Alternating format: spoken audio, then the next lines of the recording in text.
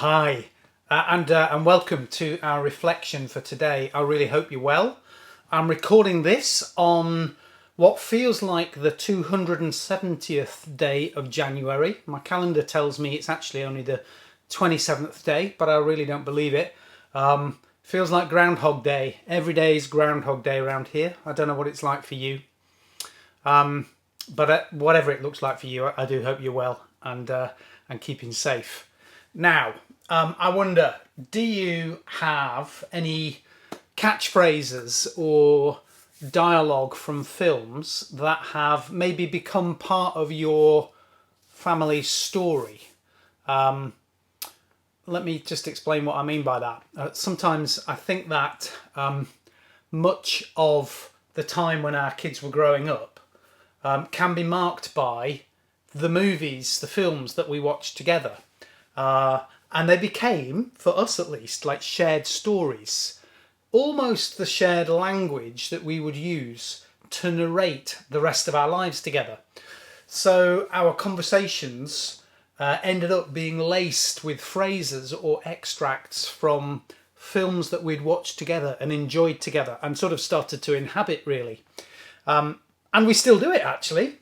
When we are together, on those long lost days, when we are together, and we will be again, when we are together, it's never long before our conversation will trigger some dialogue from a Disney movie or a Pixar movie or maybe one of the classics from Monty Python.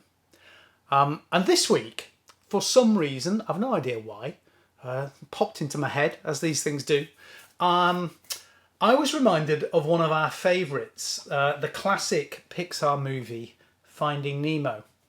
It was released way back in 2003, which frightens the bejesus out of me, actually, because the kids were 8 and 6, and I've no idea how many times I've watched that movie. Now, if you've not watched it, and there must be some people who've not watched it, Finding Nemo features a fish called Marlin, who's lost his son, and his son's called Nemo, hence Finding Nemo. And it's basically a story of Marlin's journey across the ocean to find his son. And he's accompanied on the way by a fish called Dory. And Dory is sort of the hero of this little reflection, really. And the two of them come together and they make an unlikely heroic couple. Dad, Merlin, he's like the eternal pessimist. He worries and is anxious about everything, seeing absolutely the worst in any possible situation. And Dory, well, she's completely the opposite. She's dizzy and forgetful. She's naive and she's super optimistic. And as you'd expect, because it's a Disney movie, a Pixar movie, they encounter all sorts of dangers and challenges along the way, and things often seem hopeless. Success seems impossible, and yet, spoiler alert, if you switch off now, if you don't want to know how it goes, and yet, in the end, they are finally reunited with Nemo. Now, along the way, in one of the many wonderful clips in this movie, Marlin is discouraged. He's discouraged beyond what he thinks he can bear. He's sort of reached the end of his tether and he's ready just to pack it all in. He's ready to give up hope. The struggle has just gone on too long for him, and the idea of hope and a successful ending to the story seems a ridiculous idea. And yet his dizzy, forgetful, loyal, loving friend Dory comes alongside him in that moment and says this, and I'm not going to sing it because Dory sings it, but she says, when life gets you down, you know what you've got to do. Just keep swimming. Just keep swimming. Just keep swimming. Swim, swim, swim. So what are we to make of this morning? Well, Dory doesn't have complicated arguments for why Merlin should hope. She simply encourages him to just carry on, to keep on putting one foot in front of the other, as it were, or one fin in front of the other. And she encourages Marlin simply to persevere. She doesn't do it from the sidelines, and I think that's really important. You know, she's not spectating and telling him to just keep swimming. She swims alongside him, encouraging him all the way. And you may not be surprised that to hear that perseverance is a theme that really runs very deep in the Bible. We hear that Jesus himself showed perseverance in his life and ministry. You know, the person that we believe in the Christian faith is man, but also fully God. He needed to show perseverance in his mission with us on earth. And we also hear that the very earliest church communities being praised for their perseverance in the face of all sorts of trials and persecutions that frankly are unimaginable to us in the comfortable, developed Western world.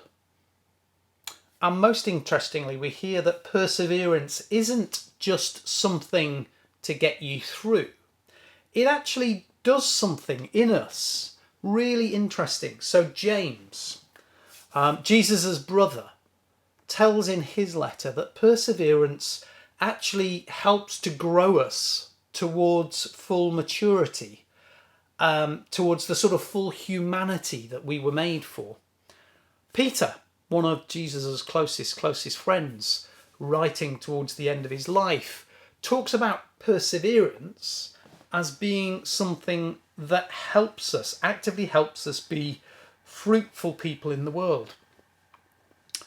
And Paul, in his letter to the Romans, tells us that perseverance produces character, and character produces hope.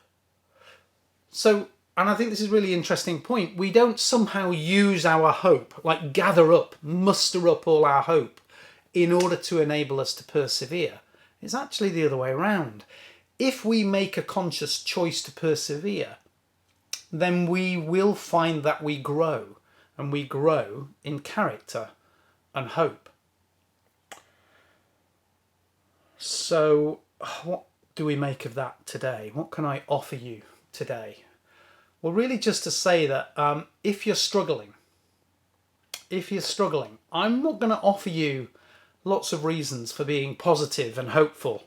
I obviously do think there's lots of reasons for being positive and hopeful, and they're all rooted in the love of God in Jesus, that we find in Jesus, and the love that we find in community, in each other.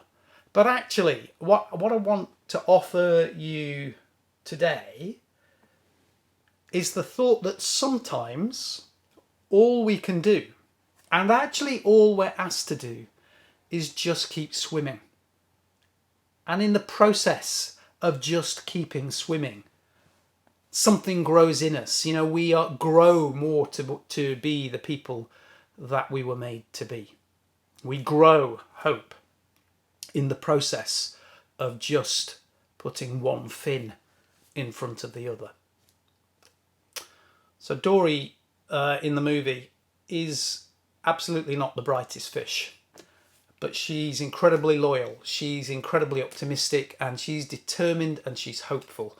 And so today I'll leave the final word to her. When life gets you down, you know what you've got to do. Just keep swimming, just keep swimming, just keep swimming, swimming, swimming. What do? We swim, swim, swim. I hope you have a blessed rest of the week. Thank you for listening and sticking with it. If you're still here, just keep swimming. Goodbye.